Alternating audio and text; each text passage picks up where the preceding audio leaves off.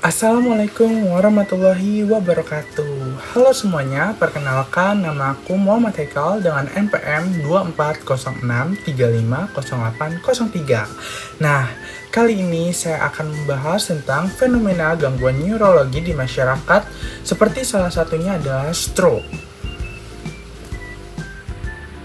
Guys, kembali lagi nih sama aku. Sebelum kita bahas lebih lanjut mengenai stroke, apa sih itu stroke dan kenapa sih penting banget untuk dibahas? Nah, stroke ini adalah kondisi ketika aliran darah ke otak itu merasa terganggu.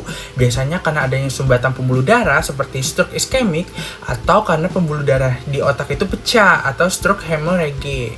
Nah, otak itu kan butuh banget pemasukan dari oksigen atau O2 dan nutrisi-nutrisi yang terus-menerus lewat darah.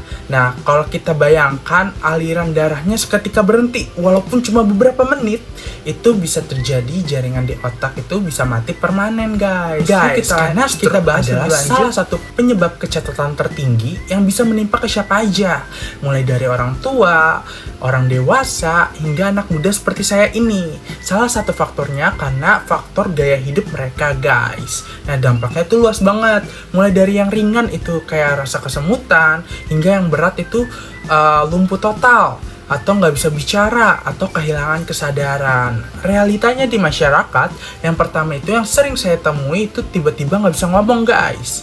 Nah, yang kedua tiba-tiba jatuh dan nggak bisa bergerak satu sisi tubuhnya. Nah, yang ketiga kayak orang linglung atau tatapan matanya itu kosong, guys. Nah, yang keempat adanya rasa tremor atau getaran di tangan, guys, gitu, gemeter terus rasanya. Nah, yang kelima itu si pasien atau yang merasa tersebut sering ngeluh rasa sakit padahal nggak ada luka di sisi fisik tubuhnya, guys. Nah, ayo sekarang kita kupas semua dari kejadian-kejadian realitanya di masyarakat mengenai hal ini. Nah, selanjutnya kita bahas lagi nih, guys, mengenai teori pertama, yaitu ada sistem sensorik atau otak gagal ngerasain tubuh sendiri. Apa sih itu peran dari sistem sensorik ini? Nah, sistem sensorik ini adalah bagian dari sistem saraf yang bertugas menerima informasi dari lingkungan, misalnya kayak rasa sentuhan, nyeri, suhu, tekanan, hingga sampai posisi tubuh. Nah, informasi-informasi ini dikirim dari mulai reseptor, terus ke saraf tepi, terus ke medula spinalis, terus ke talamus, dan yang terakhir di korteks sensori. Nah, kenapa sih stroke bisa bikin si sensorik ini menjadi error? Nah, karena stroke sering banget menyerang jalur-jalur sensorik yang utama nih, guys, terutama pada bagian talamus. Itu khususnya di VPL atau ventral posterior lateral nucleus. Nah, terus yang kedua ada korteks parietal di area 3, 1, dan 2 Brodmann. Nah, yang terakhir ada kapsula interna. Itu diserangnya di jalur naik dan turunnya lewat sini nih, guys. Nah, kalau talamus rusak, sinyal sensorik di dalam tubuh ini nggak nyampe ke otak. Nah, kalau korteksnya yang rusak, otak nggak bisa ngeh atau ada sinyal yang masuk nih, guys. Dan kalau misalnya ada kapsul interna yang rusak, sinyal yang tadinya lewat itu bisa keputus total nih, guys. Nah, gejala-gejala gangguan di sensorik akibat stroke ini, yang pertama itu yang sering saya temui di masyarakat. Yang pertama ada mati rasa. Nah, yang kedua ada kesemutan kayak tertusuk-tusuk gitu. Terus yang ketiga ada susah ngerasain sentuhan halus atau getaran nih, guys. Nah, yang keempat ada gak bisa bedain mana yang panas, mana yang dingin gitu. Nah, yang terakhir itu kayak ngerasa tubuh ini hilang atau gak nyatu dalam satu pikiran gitu, pikiran yang sama gitu, guys. Nah, selanjutnya kita akan membahas teori yang kedua, itu ada sistem nyeri atau rasa sakit tapi gak ada luka. Nah, pasien stroke sering mengeluh nyeri yang nyiksa banget gitu, tapi dokter nggak nemuin nih penyebab dari nyeri dari fisiknya itu. Nah, inilah yang disebut dengan Central Post Stroke Pain atau CPSP atau nyeri sentral. Nah, kenapa sih nggak bisa muncul? Nah, karena ada bagian otak yang mengatur persepsi nyeri, itu ada talamus. Terus kalau misalnya talamusnya rusak itu kan talamus itu kan yang mengatur distribusi sinyal nyeri yang berada di bagian otak. Nah, yang termasuk ke sistem limbik seperti emosi dan korteks sensorik. Nah, saat talamus atau jalurnya rusak, ini otak itu salah satunya nggak bisa ke intervensi dari si sinyal tersebut. Nah, akhirnya muncul sensasi nyeri, padahal nggak ada sama sekali di stimulusnya itu yang mengharuskan dia tuh nyeri, guys, gitu. Nah, gejala-gejala khasnya yang di masyarakat itu nyeri yang menusuk-nusuk, terus ada yang merasa terbakar atau bahkan kesetrum nih, guys. Nah, yang kedua, sakitnya muncul terus-menerus nih, guys, walaupun kadang nggak sakit, terus nanti sakit lagi gitu. Nah, yang ketiga ada sakit padahal cuman disentuh sedikit doang nih, guys. Itu namanya ada allodynia. Nah, yang terakhir itu ada gangguan tidur atau kecemasan terus nih, guys. Terus ada juga salah satu pasiennya itu mengalami depresi karena nyeri-nyeri kronis gitu. Nah, selanjutnya kita bahas ke teori yang ketiga, itu ada sistem piramidal atau gerakan sadar yang kehilangan komando. Nah, apa sih itu sistem piramidal? Pasti kalian sudah tahu nih, guys. Nah, yaitu jalur motorik yang mengatur gerakan sadar secara halus, mulai dari korteks motorik primer di area 4 Brodmann, terus ada menuju ke turun lewat kapsul interna, terus menuju lagi ke nyilang di medula oblongata. Nah, habis dari nyilang di medula oblongata ini, lanjut ke medula spinalis, dan yang terakhir menuju ke neuron motorik alfa. Nah, efek-efek dari stroke ini pada sistem ini menyebabkan yang sering terjadi itu terkena di kapsul interna yang tadi sudah kita bahas nih, guys, yaitu hickway atau utama sinyal motoriknya. Nah, maka dari sinyal dari otak ini nggak bisa nyampe ke otot. Nah, akibatnya muncul gejala-gejala seperti yang pertama ada lumpus paruh badan atau setengah badan doang nih, guys. Terus ada lemahnya tubuh. Nah, yang ketiga ada otot kaku kayak ketarik terus-terus gitu, padahal nggak digerakin badannya gitu. Terus kalau namanya stroke kan tiduran mulu ya, tapi si pasien ini merasa kayak ototnya tuh kayak kaku gitu, terus ditarik terus-terusan gitu, padahal nggak ada yang narik gitu. Nah, yang keempat ada refleks meningkat. Gerak refleks ini meningkat pada pasien-pasien yang mengalami tersebut. Nah, yang kelima itu ada Vygotsky atau size positif, itu telapak kaki yang disentuh terus jempolnya naik gitu.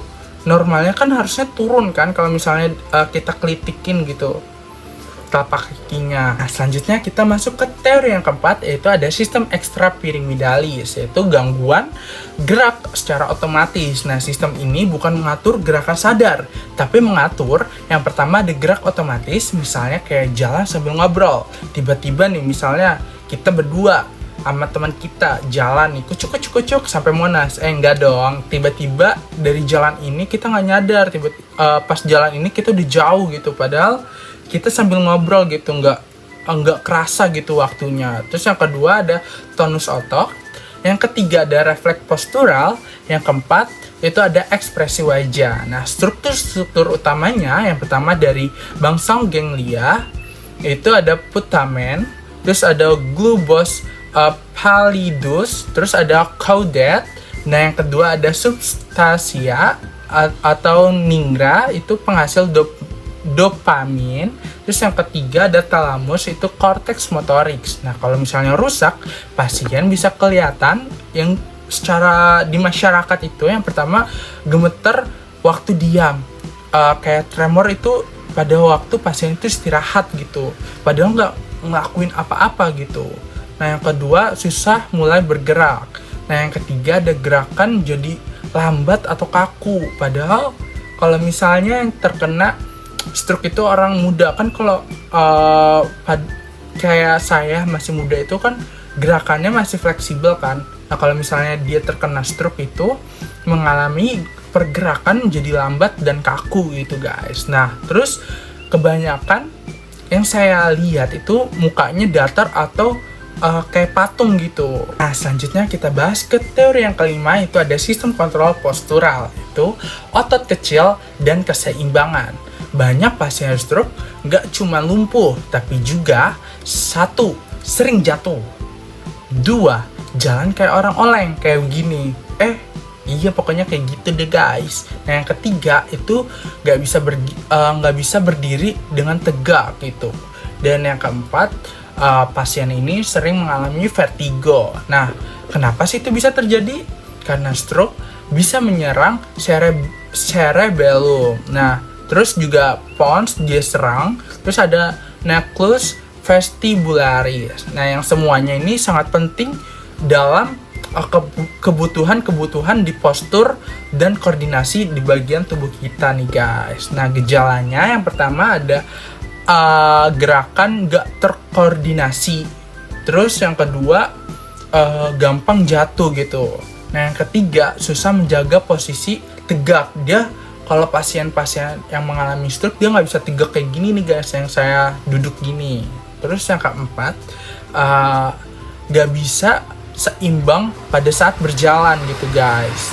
Padahal nggak ada tanjakan ataupun batu gitu, dia kayak oleng gitu aja gitu guys. Terus keseimbangan di dalam tubuhnya itu nggak ada gitu. Nah, selanjutnya kita memasuki mengenai teori tambahan yang sudah saya cari tapi tetap relevan nih guys. Yang pertama itu ada neuroplastisitas. Itu setelah stroke otak bisa beradaptasi dan bikin jalur baru, disebut dengan neuroplastisitas. Nah, tapi kebutuhan stimulus yang terus-menerus, yaitu seperti terapi fisik, terus ada terapi mental juga nih guys. Nah, yang kedua ada motor learning theory, itu mengenai sensorik yang rusak. Nah, otak juga kan susah mengatur untuk bergerak karena kebutuhan dari feedback sensorik buat menyetel gerakan-gerakan yang kita sadari gitu guys. Nah, yang terakhir yaitu ada sistem limbik atau kognisi. Itu stroke juga bisa bikin perubahan seperti emosi, jadi emosinya seperti meningkat-ningkat gitu. Terus daya ingatnya juga sering hilang-hilangan gitu guys, bukan hilang-hilangan lagi sih, kayak sering lupa gitu. Dan kepribadiannya jadi kayak terganggu gitu karena kena di bagian frontal atau temporal yang menyambung ke sistem limbik gitu guys. Selanjutnya kesimpulan di akhir, stroke itu bukan soal lumpuh, tapi juga mengenai pengaruh sensori, terus ada nyeri, gerakan sadar, gerakan tidak sadar, gerakan otomatis, sampai keseimbangan dan emosi si pasien tersebut. Nah, setiap gejala punya basis neuroanatominya sendiri dan neurofisiologinya sendiri yang bisa dijelasin secara ilmiah lewat teori-teori seperti Sismet, terus ada Baer, terus Guthon, dan lain-lain. Nah, dengan memahami itu semua, kita semua bisa melihat stroke itu bukan cuma sebagai penyakit, tapi juga sebagai kerusakan kompleks jaringan di dalam sistem otak. Jadi, kita semua nggak cuman ngapalin gejala-gejalanya aja nih guys, tapi juga paham bagaimana sih, kenapa sih itu bisa terjadi gitu. Sekian dari saya, wabillahi taufiq wal hidayah. Wassalamualaikum warahmatullahi wabarakatuh.